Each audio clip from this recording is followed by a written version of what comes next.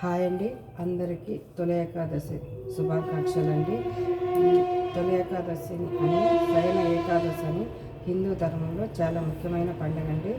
పూర్వము కృతయుగంలో మురాసురుడనే భయంకరమైన రాక్షసుడు ఉండేవాడు. దేవతలు, మునులు ఎవరు తనని సంహరించలేకపోయారండి.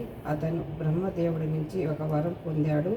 ఈ వరం పొందిన మురాసురుడు మరింత బలవంతుడై ముల్లోకాలను తన ఆధీనంలోకి తెచ్చుకొని దేవతలను, ఋషులను తీవ్రంగా హింసించేవాడండి. ఈ హింసలు పెట్టడం మొదలుపెట్టాడు.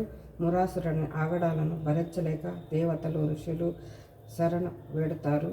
వారు మొర విన్న విష్ణుమూర్తి మురాసురుడితో 1000 సంవత్సరములు భీకరంగా యుద్ధం చేశాడు. సుదీర్ఘ యుద్ధం వల్ల అలసిపోయి విష్ణు విశ్రాంతి తీసుకోవడం వల్ల హిమాలయంలో ఒక సుందరమైన గృహంలోనికి వెళ్తాడు. ఆ గృహంలో శేషతల్పంపై పడుకొని ఏగనిద్రలోకి వెళ్తాడండి. శ్రీ మహావిష్ణు 4 నెలలు ఉత్తాదన నవంబర్లో మేలుకుంటాడని చెప్తారండి. నచ్చితే లైక్ చేయండి, షేర్ చేయండి.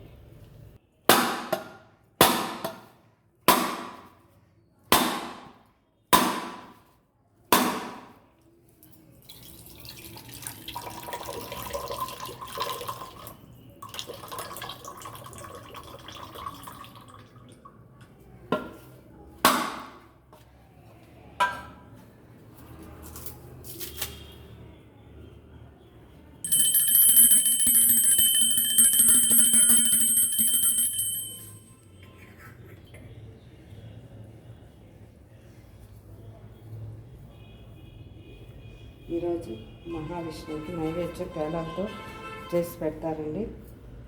చాలా ఇష్టం అండి ఆయనకి.